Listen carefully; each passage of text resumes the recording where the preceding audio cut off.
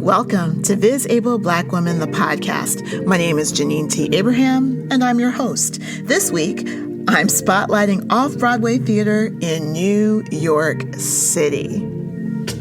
New York City is where fantastic artists tell stories that draw you in, make you think, and bring people together to embrace the power of storytelling.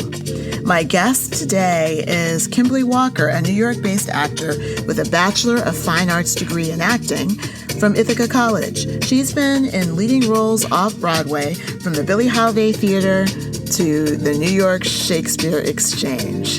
Kimberlee is currently in rehearsals for playing Marfa Babakina in an adaptation of the real Ivanov, written and directed by Chekhov scholar Laura Strassfeld, which opens off-Broadway at Classic Stage Company on August 17th, 2026. The real Ivanov is a fast-paced comic take on the original, following a man sunk in despair, while everyone around him thinks they know exactly why. Kimberlee plays Marfa Babakina, a young wealthy woman pursued by bachelors with suspect intentions. I spoke with Kimberlee via Zoom on a hazy afternoon in late July about her approach to playing this character, why the play feels relevant today, and her process for embodying the role. It's an engaging conversation, so please sit back, relax, and enjoy this compelling chat with the real Ivanovs, Kimberlee Walker. Yay, here we are, Miss Kimberlee Walker. How are you? I am good. Thank you so much. How are you? I'm fantastic. Thank you so much for doing this. I just really enjoyed your performance when I saw the play earlier this year in the winter, and you're just a shining light of joy. Oh, thank you. Thank you so much. And thank you for braving the cold, because this past winter was no joke. Yeah, I mean, it wasn't. I took a car, so it wasn't that bad. I had the car come and take me and then bring me back, so it was no problem. I'd say my first question for you is, what made you say yes to the real Ivanov? Am I saying it correctly? You are Ivanov. Because I was told I say it the other way, and Sam most clearly said Ivanov. Specifically, what made you say yes? Sure. And just so you know, some of the actors in rehearsal, we started on Monday. Some other people have been saying it the other way, so you are not alone, Janine. Okay. But yes, you said it right. So what made me say yes to the real Ivanov? Well, I did the workshop production back in the winter, as you mentioned, and this time around, I had a conversation with Sam, and he mentioned that Laura, our director, who also adapted the script, is that it's called the real Ivanov because she has this belief that Chekhov was essentially kind of doing reality TV before TV even existed, in that you have a bunch of characters, most of whom are privileged, many of whom sit or stand around and complain about their lives, yet don't really take any action to change their lives. So I thought, with that lens, okay, that's a fun take. And knowing that we will be doing it in the round as well, I thought, yeah, let's go ahead. Let's keep on with this creative summer. Let's keep it going. I love it. Now, you split the time and you played Babakina, right? Babakina, yes. Babakina. Marfusha Babakina. Babakina. Thank you. All these You're Russian. welcome. We'll talk about the Black Russian of it all later. Yes. But you split your time on the stage working as a teaching artist here in New York City. Now, and I've done that as well. So, bless you. What age do you do? What age are you working with? Well, while I have worked with as young as 4. I created a program during the pandemic that was for 4 to 8-year-olds. Initially, I picked something for 8 to 12, but had to pivot because, after school and daycare programs were kind of non-existent at that point. But I work most often with high schoolers. Right now, I'm facilitating a New York Theater Workshop's flagship education program called Mind the Gap. It's an intergenerational playwriting program that uses interviews and, essentially it's building community across generations. I love and that. Yeah, so we've got teens and elders. In this instance, elders are 60 plus, and some of them are like, I don't know if that word really describes me. Say more. Tell me more right now. But yes, so high schoolers have been consistent the last few years. And then the elders, this is my third round of Mind the Gap. So, oh, I love that. I'll have to put information for that in the show notes, because that's lovely to pair elders with young people. Yes, brilliant. And we have them come together, and we're really specific about it in the group interviews, which nowadays we do on Zoom. And then, of course, when we come together, this is not a mentor-mentee situation. Yes, you all have decades between your ages, but see each other as peers. We're all artists. We're all humans. We're all figuring stuff out. And it is lovely to watch over the course of the sessions how people connect and the things they realize they have in common, whether it's a music group, play they're in love with, just something, just to see that spark. And it's like, it's working. I love it. I love it. Now, this is a wild out of there question, I think, but does teaching change the way, and like teaching writing, compare the way or change the way that you approach a script now compared to earlier in your career? Ooh, I think a little. And being an actor definitely informs the way that I do teach writing.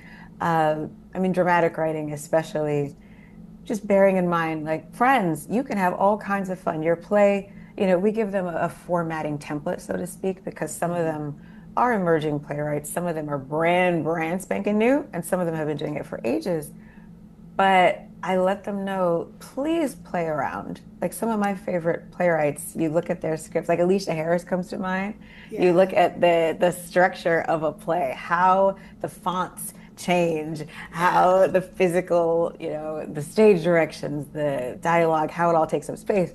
But so knowing that it's meant to be heard out loud, knowing that this is something that needs to be shared and not just read, I'm really keen to make sure that they know that all the time, that they're always keeping that in mind, that you're giving folks a roadmap, a blueprint, however you want to think about it.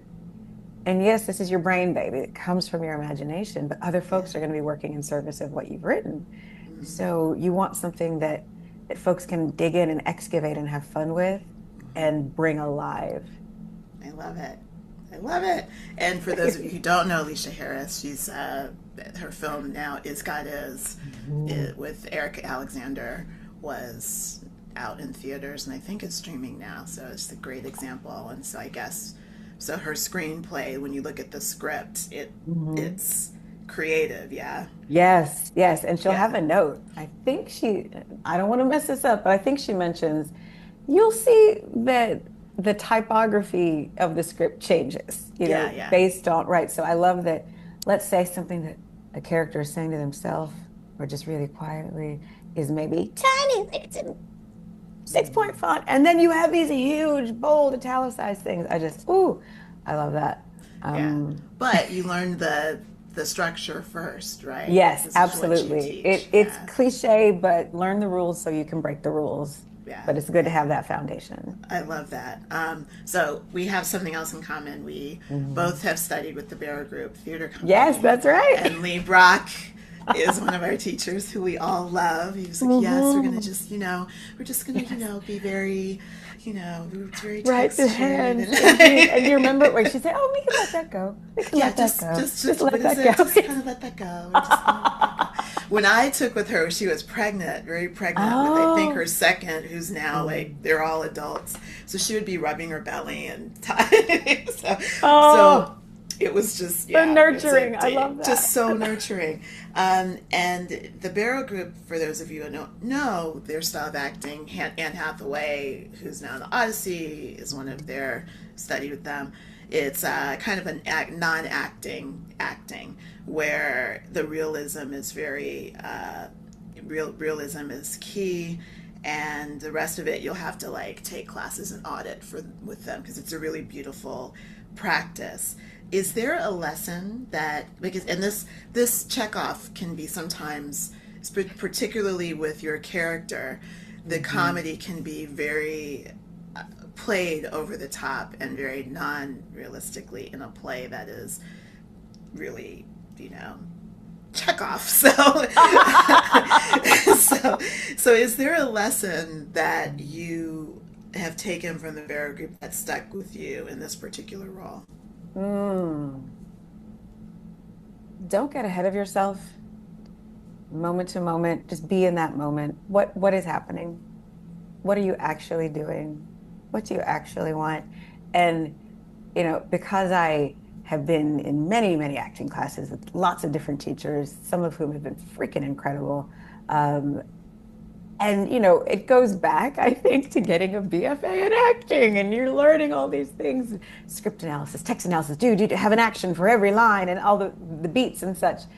I love scoring a script. I still do that sometimes, not every time, but it is good to be able to just let that go and trust yourself. It's like, if I've read this a billion times, if I'm listening to the people that I'm with, I can release the pressure that it has to go a certain way. And sometimes even yesterday, there was just something that we just went with. And it was like, oh, I like that. Okay, I think I want to revisit that, but I don't want to force it. So yes, Marfusha, she's like the one person that's actually happy for most of the play. Mm-hmm. She's like having a great time. Yeah. And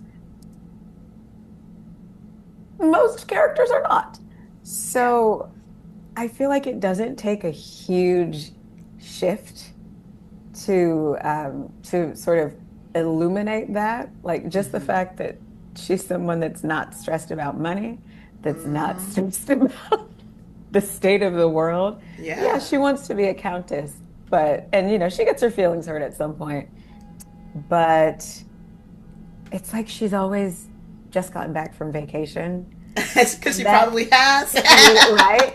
It's funny when we meet her, like she's finally entered, she's entered the after mourning period, right? Like she's a widow.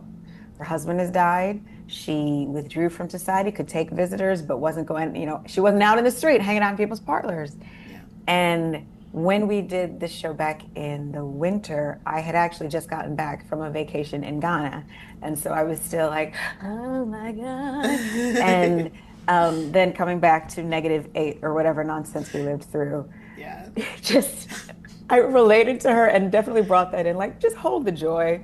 Hold the joy as best you can. Holding the joy of vacation. Because that is a definitely, would you say she's the wealthiest person in the community? She's one of them, certainly. Okay. The Lebedevs, whose party we're at in Act 2, are wealthy as well, but the mistress of that home, Zinaida, is like, no, stop. We're not rich. People just think we are. Stop. No, she is very frugal. Right.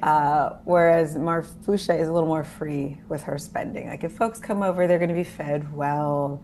There's good food. There's good wine, good vodka, all that good stuff. And yeah, she's got the status of being someone who owns lots of land and an estate and has lots of money and doesn't really want for anything. It's just, maybe like a lot of us as children, she just still maybe wants to be, if not a princess, then can we get a duchess? Can we get a countess? And when it's presented with her like, oh, okay. Yeah. Well, she's living her best life. Yes. And is generous when money comes, as many Black women are. And having a Black woman play this role, she's independent. She's a widow. And since this is an updated version, and we've had so much conversations online about casting these days. When we look at the Odyssey and having Black women play classic roles, I'm always looking at the perspective from the Black woman, because I am a Black woman, Right. and being a Black, and also looking at the news and seeing Black people in predominantly white spaces. It's interesting because I'm always thinking of those things, and being a person who has been in white spaces and been the only Black person in white space. How does she feel like being the only Black person in this community? And the fact that she has money and these white men are pursuing her, in the iteration that I saw. I don't know if anything has changed with casting, so there may be some differences in casting. But how does she feel about being pursued in this way as a Black woman in this community, and being one of the few Black people in this community? Oh, great question. Couple things. So there have been some changes to casting. The folks who love the folks from January, February, just a few people, we do have some new cast members, and I am excited to not be the only Black person in the cast. We do have a couple of gentlemen. I am the only Black woman in the cast, and so in this community, right? So to be one of the wealthiest, one of the happiest, someone who does have this status and is, being targeted by folks who are perhaps on the gold digging train. Not perhaps, let me just be real, they are. It is interesting to be mindful of that, right? That so often, if you were seeing a play by, certainly Chekhov, but many of the other, as I refer to them, the old dead white men, if there was going to be a Black woman on stage, she was probably going to be a servant. She was probably going to be, if not a servant, over there. Oh, and we don't see color, we don't think about it that way. So, well, I feel like that's a partial answer, but I do want to give a little context from a conversation we had during table work earlier this week. There is some anti-Semitism in the play. And as we were talking about it, I mentioned, my character conversation, she has a line though, and not dialogue, but there are certain things everyone else laughs at that she does not laugh at. There are certain things like she feels, an interfaith marriage is just going to be harder than a regular marriage. Like, oh yeah, an interracial marriage might be harder than a regular marriage. In her mind, we don't see that play out, but she does still have some of the views of the day, right, and of the community. But for her, there's a compassion there for a character who everyone's talking about that I don't think we see from other folks in that conversation. Because yes, all right, I might be a little insulated, but as we know, status, money, celebrity, visibility, we see this play out with folks who it protects and then maybe does not protect in the way they thought it would. Yeah. And so, there is that. I as Marfusha, I'm aware I'm the only one. Mm-hmm. I do feel embraced, but I'm also like, oh, these people are so sad. My gosh. Like, this is her community, but I do feel like she's got some friends we never meet. Mm-hmm. Do you think that, because being amongst the wealthy, even when a woman of color is wealthy,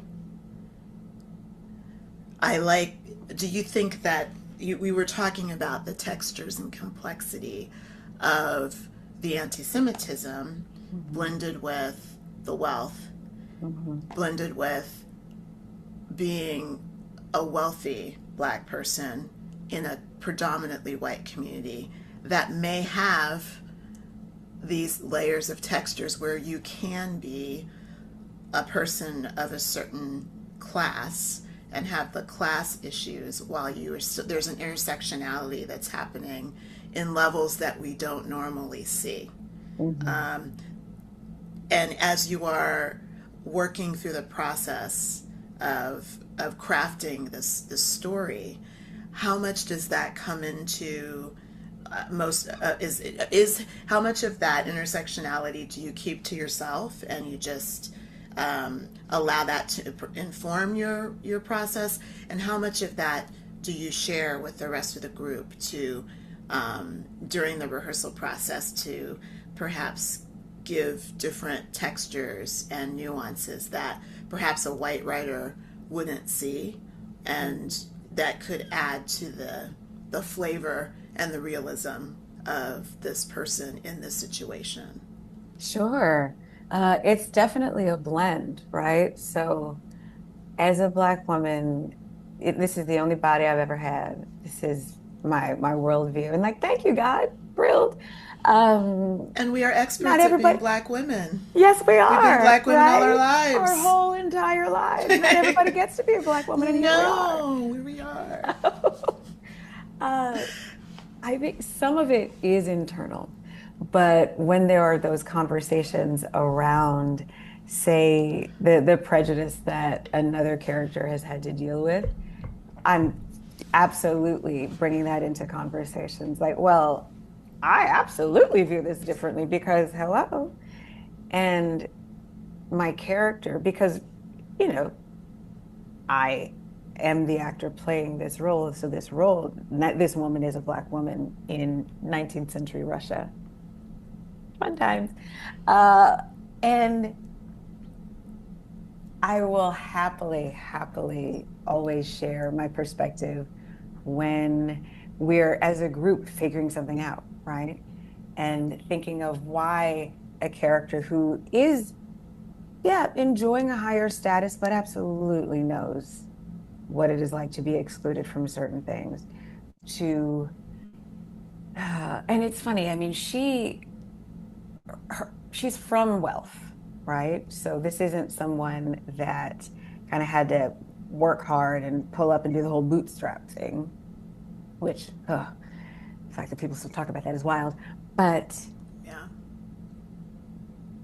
she's always aware.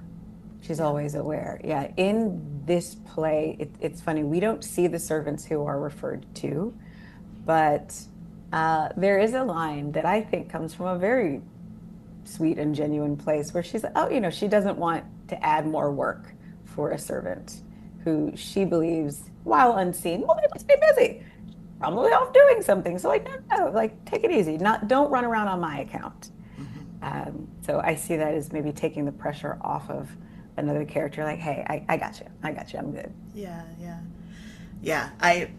I think you do such a lovely job at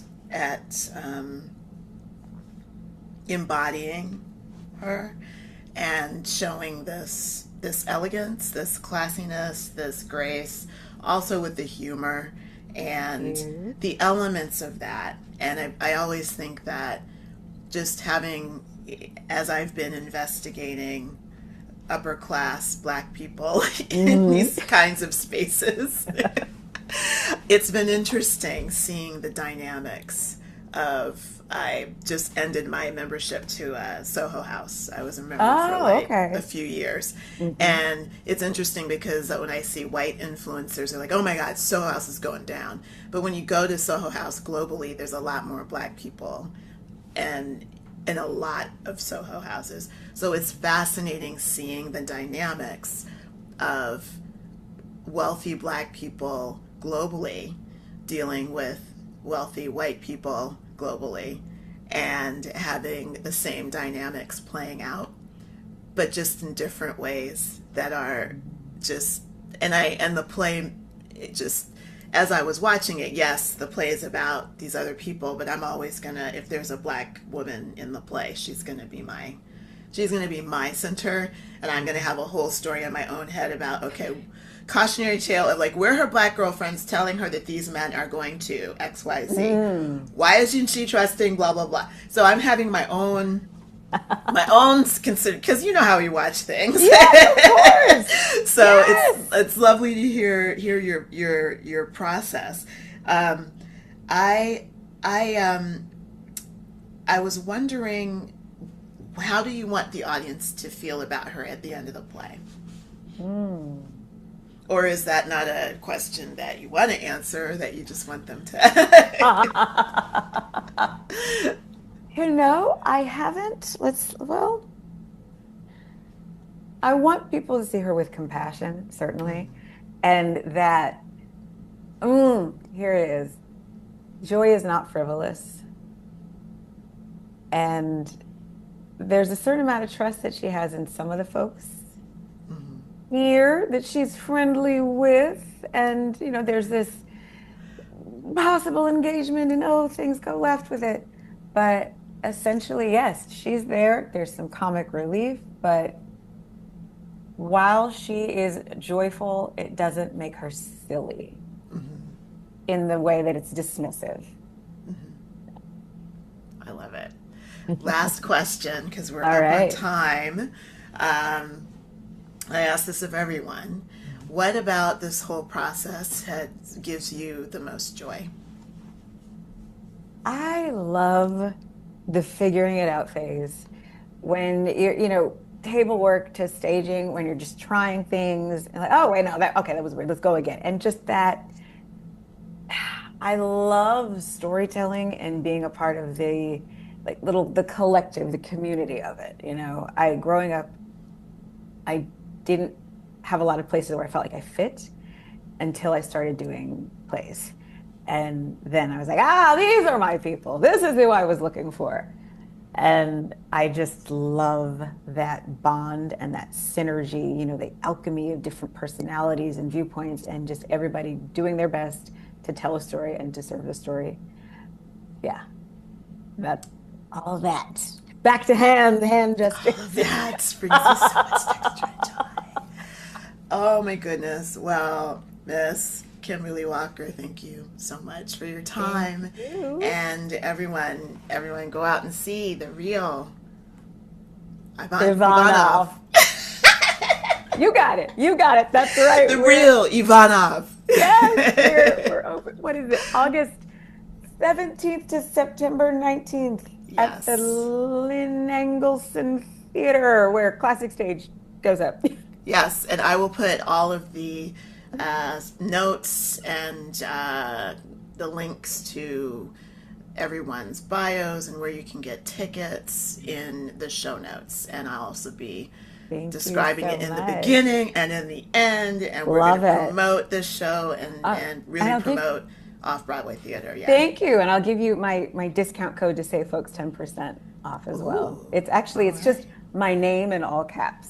KIMBERLEE, but I'll email you. So we'll add that to the show notes.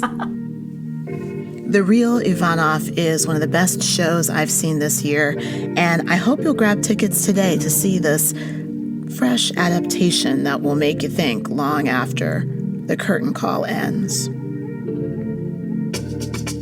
Off-Broadway theater is the place to be this summer in New York City. It's innovative, entertaining, and makes you think while staying affordable. It's a wonderful way to get out of the house and experience a live event. And you can tell it's real because the people telling these stories are right there in front of you, live in flesh and blood. Tickets are available to The Real Ivanov at the Lynn F. Engelson Theater, running August 17th through September 19th, 2026. Now, from August 17th to the 22nd, tickets start at just $35. So please click the links in the show notes below to grab your tickets. I provide this podcast, VisAbleBlackwoman, completely subscription free because I want as many people as possible to support the work I am sharing with you and to support the incredible artists behind it. Now, if you'd like to support my work in return, please subscribe to VisAbleBlackwoman on Patreon, Substack, YouTube, and Instagram. My links are all in the show notes below. As always, thank you for listening to VisAbleBlackwoman, the podcast. I'll see you soon. Stay safe.